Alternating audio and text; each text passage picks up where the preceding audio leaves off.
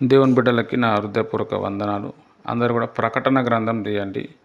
Page number 232, 232. ప్రకటన గ్రంథం 7వ అధ్యాయము. ప్రకటన గ్రంథం 7వ అధ్యాయము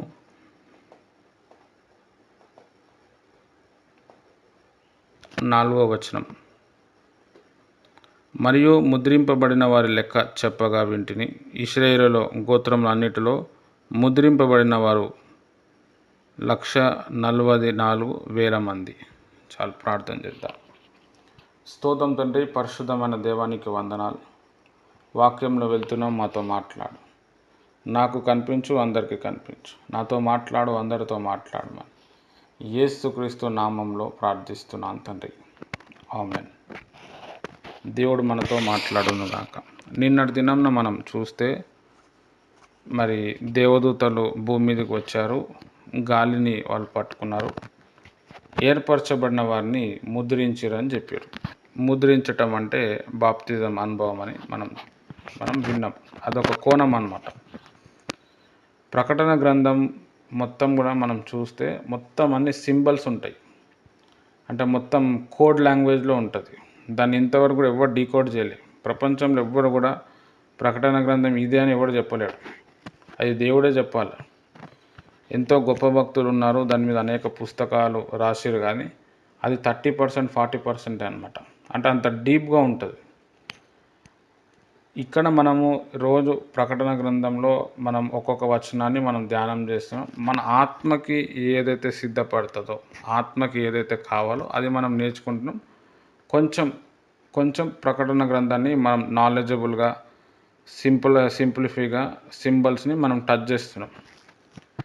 ఈరోజు మనం చూస్తే ఇజ్రాయెల్ దేశంలో మరి ఆ టైంలో అప్పుడు ప్రభు రాకడికి దగ్గరలో ఉన్నప్పుడు 1,44,000 మంది ఇజ్రాయెల్ ప్రజల్ని దేవుడు ఎన్నుకుంటాడు. ఇప్పుడు ఇజ్రాయెల్ ప్రజలు యేసు ప్రభు నమ్ముతలేరు. అది ఒక పెద్ద మర్మం. ఒకవేళ యేసు ప్రభుని వారు నమ్మి ఉంటే వాళ్ళు చంపేవాళ్ళు కాదు. వాళ్ళు ఇంకా యేసు ప్రభు మెస్సయ్య అని చెప్పి వాళ్ళు ఒప్పుకోరు. వాళ్ళ ఇంటెన్షన్ ప్రకారం దేవుడు ఆకాశంలోకి వచ్చి మమ్మల్ని రక్షిస్తాడు అని చెప్పి వాళ్ళు ఇప్పుడు కూడా అనుకుంటూ ఉన్నారు. వాళ్ళు అట్లా నమ్మకుండా దేవుడే చేసిండని చెప్పి మనం బాగా డీప్గా ఆలోచిస్తే అర్థమవుతుంది. అంటే దేవుడు ఒక అన్యుడిని ఎంత ప్రేమించిండో అర్థమవుతుంది. మనం లెక్కకు చూస్తే అబ్రహాం సంతానం కాదు. శారీరక పరంగా చూస్తే మన తాత పేరు అబ్రహాం కాదు, ఎల్లయ్యనో పుల్లయ్యనో ఏదో ఒకటి ఉంటుంది. మనం అన్యులం. ఇజ్రాయెల్ ప్రజలు ఎవరు అంటే అబ్రహాం సంతానం నుంచి వచ్చిన వాళ్ళందరూ ఇజ్రాయెల్ ప్రజలు. అయితే వాళ్ళకు దేవుడు అనేక రకాలుగా కాపాడిండు, పోషించిండు, ఆదరించిండు. వాళ్ళని పట్టుకున్నాడు దేవుడు. వాళ్ళని ఎందుకు పట్టుకున్నాడు బ్రదర్ అంటే బికాస్ ఆఫ్ అబ్రహాంని బట్టి దేవుడు అతన్ని దీవించిండు, ఆయన సంతానాన్ని దీవించిండు. అబ్రహాం ఒక్కడే ఫస్ట్ నుంచి దేవునిగా నమ్మిండు. దేవుడు నరావతారంలో వస్తాడు అనుకున్నాడు. అబ్రహాం క్యారెక్టరు దేవుని బాగా అట్రాక్ట్ చేసింది. అబ్రహాంని బట్టి దేవుడు ఆకాశంలో ఉండలేక ఆయన ఇంటికి వచ్చేసిండు. ఆయన ఇంట్లో భోజనం చేసిండు, నీకు పిల్లలు పుడతారని చెప్పిండు. హల్లెలూయా. అంటే మన క్యారెక్టరు ఎప్పుడైతే దేవుణ్ణి అట్రాక్ట్ చేసేటట్టు ఉంటుందో ఆటోమేటిక్ దేవుడు ఉండలేడు, మన దగ్గరకు వస్తాడు, మనతో మాట్లాడతాడు, మనకున్న వాగ్దానాలన్నీ కూడా నెరవేరుస్తాడు. అయితే ఈ అబ్రహాంని దేవుడు ఇంత ప్రేమించి తన సంతాన్ని ఇంత కాపాడుకుంటూ వస్తే కూడా ఈ అబ్రహాం సంతానం ఎవరైతే ఉన్నారో ఇజ్రాయెల్ ప్రజలు, వాళ్ళు దేవునికి విరుద్ధంగా నడుస్తూ వచ్చారు. వాళ్ళు ఎంత ప్రార్థన పరులో అట్ ద సేమ్ టైం అంత పాపాత్ములు అనమాట. ఎంత స్పీడ్గా దేవునిలో ఉంటారో అంత స్పీడ్గా పడిపోతారు. దేవుడు విసిగిపోయాడు. అయితే వాళ్ళ దగ్గర నుంచి మెస్సయ్య అనేవారు వస్తారు అని చెప్పి ముందే లేఖనాల్లో రాయబడ్డది. వీళ్ళు నిజంగా యేసయ్యని వీళ్ళు నమ్మి ఉంటే ఆయనను చంపేవాళ్ళు కాదు. ఆయనకు చంపకపోతే అందరికీ పాపక్షమాపణ వచ్చేది కాదు. అన్యులందరూ అంతకుముందు ఇజ్రాయెల్ ప్రజలే పరలోక రాజ్యం పోవాలని ప్రభు చిత్తం ఉండే. కానీ అన్యులందరూ కూడా ప్రభు దగ్గరికి రావాలి, రక్షణలోనికి రావాలి, పాప విమోచన కావాలి అని చెప్పి, పాప విమోచన కావాలంటే పాపం చేయనోడు రక్తం కార్చాలి. అందరి జీవితంలో పాపం ఉంది. మోషే జీవితంలో, దావీదు జీవితంలో, ఎలీషా జీవితంలో, అందరి జీవితంలో పాపం ఉంది. నా బిడ్డల కోసం నేనే రావాలని చెప్పి ఆ దేవాది దేవుడు, ఆ యెహోవా దేవుడే మొత్తం సర్వాన్ని వదులుకొని ఒక మనిషి అవతారంలో పుట్టాడు. పుట్టి మనిషి ఎలా బ్రతకాలో అలా బ్రతికి అక్కడ యూదుల మనసుని మార్చి సిలువ వేసేటట్టు దేవుడే వాళ్ళని ప్రేరేపించాడు. అంతకుముందు కొంతమంది యేసుప్రభుని పట్టుకొని వచ్చినప్పుడు యేసుప్రభు ఇట్లా చేయలేపగా వాళ్ళు అడ్డం పడిపోతారు. ఆ గెత్సెమనే తోట దగ్గరకు వచ్చినప్పుడు పట్టుకుంటారు. చెప్తాడు అప్పుడు ప్రభు, నేను రోజు గల్లీలో వచ్చి వాక్యం చెప్తా ఉన్నాను, మీరు నన్ను పట్టుకోలేదు. ఇప్పుడేమో మీరు నన్ను పట్టుకుంటున్నారు. నా టైం దగ్గర పడ్డది, నా తండ్రి చిత్తం ఉన్నది, ఇక నేనే వేసాను, నన్ను తీసుకొని పోండి అన్నాడు. అంటే ప్రభు వారు సరెండర్ అయ్యాడు. ఆయన సరెండర్ కాకపోతే ఆయన ప్రేమ మనకు తెలియదు. మనం ఎందుకు దేవుని మీద ఆధారపడాలి అని అంటే ఆయన ఓన్లీ నిన్ను నన్ను చూసి ఈ లోకమే వదులుకొని పరలోక మహిమను వదులుకొని వచ్చాడు. దేవుడు మొత్తం ఈ సృష్టిని సృష్టించాడు. ఒక సూర్యుడు ఉన్నదనుకోండి, సన్. సూర్యునికి చాలా వెలుగు ఉంటుంది. మొత్తం ప్రపంచానికి సరిపడా వెలుగు ఓన్లీ ఒక సూర్యుడి దగ్గర నుంచి వస్తుంది. సూర్యుడే అంత వెలుగు ఉంటే సూర్యుడిని తయారు చేసిన దేవునికి ఎంత వెలుగు ఉండాలి, ఎంత వేడి ఉండాలి, ఎంత తేజస్సు ఉండాలి. ఒక 5 నిమిషాలు మనం సూర్యుడిని చూడలేం, దేవుణ్ణి కూడా మనం చూడలేం, అంత మహిమ ఉంటుంది. పరలోక రాజ్యంలో సూర్యుడు ఏమి ఉండడు, దేవుని వెలుగే పెద్దగా అయిపోతుంది. పరలోక రాజ్యం భూమి కంటే 100 రెట్లు పెద్దగా ఉంటుంది, చాలా పెద్దగా ఉంటుంది. అనేక జాతి ప్రజలు ఉంటారు పరలోక రాజ్యంలో, అనేక రకాల జంతువులు ఉంటారు. ఫస్ట్ దేవుడు పరలోకాన్ని సృష్టించి తర్వాత భూమిని సృష్టించాడు. ఇక్కడ ఈ భూమి మీద ఏవైతే జంతువులు ఉన్నాయో పరలోక రాజ్యంలో కూడా ఆ జంతువులు ఉంటాయి, ఇంతకంటే ఎక్కువ ఉంటాయి ఆడ. హల్లెలూయా. అయితే ఇది తాత్కాలికం, అది పర్మనెంట్ అన్నమాట. ప్రతి వ్యక్తి తనతో పాటు జీవించాలి అని చెప్పి దేవుడు స్వతహాగా ఆలోచించి ఈ పాప విమోచన కలగాలి, పరమాత్ముడు రక్తం చిందించాలి, అప్పుడే పాపం విమోచన కలుగుతుందని యెహోవా దేవుడు యేసు ప్రభువా వచ్చాడు. యెహోవా దేవునికి శరీరం లేదు, ఆత్మనే ఉంది, ఆకారం కూడా లేదు. ఆ ఆకారం కూడా యేసు ప్రభువారే. అట్లా ప్రభువారు మన కొరకు చనిపోయి తిరిగి లేచాడు. యెహోవా మరణాన్ని మింగేస్తాడు అని చెప్పి యెషయా గ్రంథంలో రాయబడ్డది. యెహోవా ఎక్కడ చనిపోయినట్టు మనకు కనబడదు, అది యేసు ప్రభు రూపంలో జరిగింది. ఇప్పుడు నేను బాకీ తీరుస్తా అని చెప్తే నేనే తీర్చాలి, నా కొడుకు తీరుస్తుంది, వర్కౌట్ కాదు. కాబట్టి యెహోవా దేవుడే వచ్చాడు, ఆయన చనిపోయాడు, తిరిగి లేచి వెళ్ళిపోయాడు. మిమ్మల్ని అనాథులుగా వదలను, మీ దగ్గరకు వస్తాను అని చెప్పి తన ఆత్మని కుమ్మరించాడు. అదే పరిశుద్ధాత్మ. అదే పరిశుద్ధాత్మ ఇప్పుడు మన లోపల ఉంది. ఆ పరిశుద్ధాత్ముడు మన లోపల ఉన్నాడు కాబట్టి మనం ఇక్కడ ప్రేయర్లో రాగలుగుతున్నాం, దేవుని కోసం ఏమైనా చేయాలంటున్నాం, మనతో మాట్లాడుతుండే దేవుడు పరిశుద్ధాత్మ ద్వారా.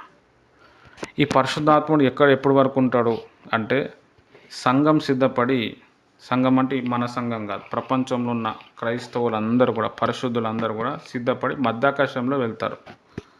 అప్పటి వరకు సంఘం ఉంటుంది. పరిశుద్ధాత్ముడు మళ్ళా పరలోకానికి వెళ్ళిపోతాడు. మరి యేసుప్రభు వారు ఈడ ఉన్నాడంటే ఆయన శారీరకంగా అక్కడ ఉన్నాడు, ఆయన ఆత్మని ఇక్కడ పంపించాడు. మన లోపల 3 ఉంటాయి, శరీరము, ప్రాణము, ఆత్మ.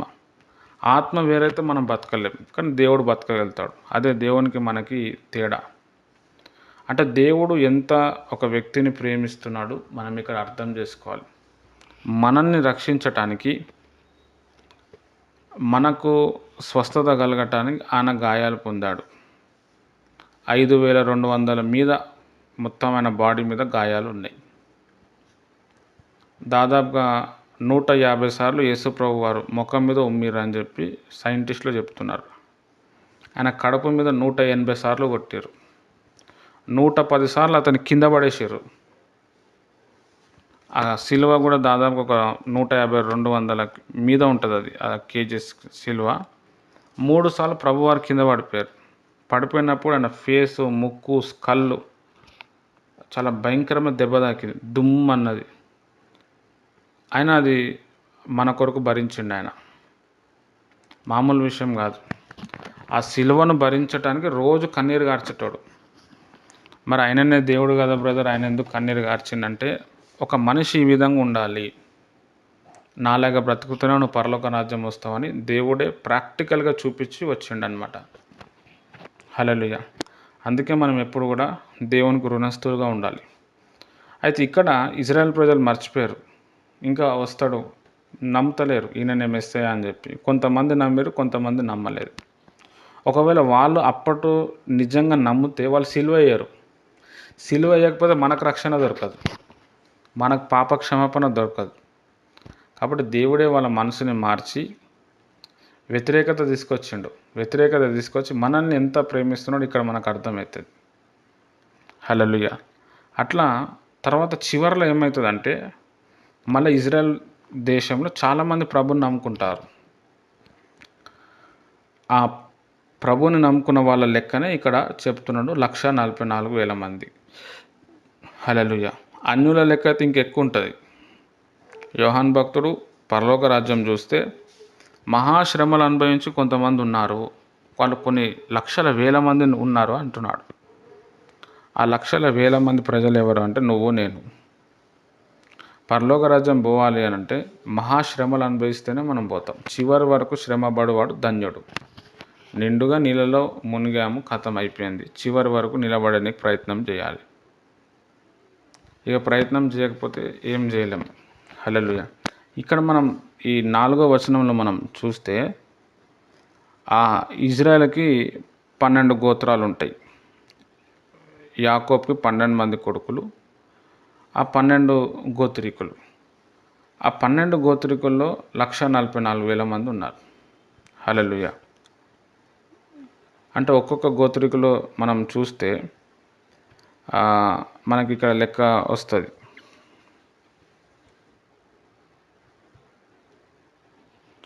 ఒక్కొక్క గోత్రిక నుంచి మనం చూస్తే 12,000 మంది వస్తుంది. 1,44,000. హల్లెలూయా. వీళ్ళందరూ కూడా ప్రభువుని నమ్ముకొని వీళ్ళందరూ కూడా ఏం చేస్తారు అంటే ప్రభు రాకడకు సిద్ధపడతారు. దేవదూత వచ్చి వారిని ముద్రిస్తుందని ఇక్కడ ఈ ప్రకటన గ్రంథంలో ఉన్నది. ఇందులోకెళ్ళి మనం తెలుసుకోవాల్సిన విషయం ఏంటంటే, దేవుడు ఫస్ట్ పరలోక రాజ్యంలో ఇజ్రాయెల్ ప్రజలకి ఛాన్స్ ఇచ్చిండు. కానీ అన్యులు కూడా రక్షణలోనికి రావాలి, వాళ్ళకి నా ప్రేమ అందియాలని వాళ్ళని మరుగుపరిచి దేవుడు ఏం చేసిండంటే మన దగ్గరకు వచ్చిండు. అందుకే మనం దేవుని కోసము నిందలు అనుభవించాలి, శ్రమలు అనుభవించాలి, కన్నీరు గార్చి ఉంటే ఉన్నాం లేకపోతే ఊడిపోయినాం అనే స్థాయికి మనం రావాలి. దేవుడే అంత త్యాగం చేసినప్పుడు మనం ఎందుకు చేయకూడదు? ఇప్పుడున్న ప్రజెంట్ జనరేషన్లో మనం చూస్తే దేవుని ప్రియమైన వాళ్ళరా, దేవుని కోసం నమ్మేది లేదు. బాప్తిజం తీసుకోండి బ్రదర్ అని అంటే, అమ్మ మా ఫ్యామిలీ ఒప్పుకోదండి, మేము సండే చర్చ్కి వస్తాము, మరి మాకు పెళ్ళిళ్ళు ఉన్నాయి కదా, తర్వాత మేము చచ్చిపోతే వాళ్ళు మా సావులకు రారు. అక్కడ మనుషుల గురించి, బంధువుల గురించి ఆలోచించి నేను నిజమైన దేవుని వదులుకుంటున్నాడు. తెలియక, ఆయన ప్రేమ తెలియక దేవుడిని ఒక అవసరాలు తీర్చే ఒక వ్యక్తిగా చూస్తారు. ప్రార్థన చేసినాము, పని అయింది, పని కాలేదనుకో, అది దేవుడే లేడు. దేవునిగా గుర్తుపట్టారు. మీరు చూడకపోతే దేవుని మహిమ ఏం తగ్గదు, ఆయన మహిమ అట్లనే ఉంటుంది. ఆయన దేవుడు, ఆయన మీద నమ్మకం పెడితే తగ్గించుకుంటే కనిపిస్తుంది పవర్. కాబట్టి దేవుని ప్రియమైన వాళ్ళారా, ఎవరైతే ప్రభువుని నమ్ముకున్నామో, బాప్టిజం అనుభవంలోనికి వచ్చామో, పోనీ బాప్టిజం తీసుకోలేదు, ప్రభు గురించి వింటున్నామో, మనం చాలా అదృష్టవంతులం. దేవుడు చాలా ప్రేమిస్తున్నాడు. ఇప్పుడు మీరు అందరూ చెప్తారు, బ్రదర్ మీ లెక్క ఎవరు సేవ చేయలేరు, మీరు అంత దూరం నుంచి వచ్చారు, 1000 కిలోమీటర్స్ వస్తున్నారు ప్రతి నెల. నా గొప్పతనం ఏం కాదు, దేవుడు మిమ్మల్ని ప్రేమిస్తున్నాడని నన్ను చూపిస్తుండ అంతే. నేను నా ప్రేమ మీ పట్ల ఇది అని చూపిస్తున్నాడు. అయితే మీరేం చేయాలా? దేవుణ్ణి ఎక్కువ ప్రేమించాలా, దేవుని మీద ఎక్కువ డిపెండ్ అవ్వాలా, దేవుని కోసం ఏదైనా చేయాలా. అది నా మెసేజ్ అన్నమాట. హల్లెలూయా. కాబట్టి చివరి వరకు దేవుని కోసం మీరు నిలబడండి. శ్రమలు, శోధనలు, ఇరుకులు వస్తాయి, దానికి భయపడకండి. నేను ఉన్నన్ని రోజులు మీ కొరకు ప్రార్థన చేస్తాను. నా ప్రేయర్ చాలా పవర్ఫుల్ ఉంటుంది, మీకు తెలుసు అందరికీ. ఖచ్చితంగా దేవుడు విడుదల ఇస్తాడు. ఏదైనా డిస్టర్బెన్స్ ఉన్నప్పుడు నాతో కాంటాక్ట్ అవ్వండి, నాకు చెప్పండి. మీరే నిరాశ పడిపోకండి, అయ్యో ఇంకా పని అవుతలేదు, ఇంకా ఎప్పుడు అని డిస్టర్బ్ అవ్వకండి. దేవుడు ప్రతిదానికి ఒక సమయం ఇస్తాడు, అద్భుతం చేస్తాడు. రైట్, దేవుడి మాటలు దీవించును గాక. ఆమెన్.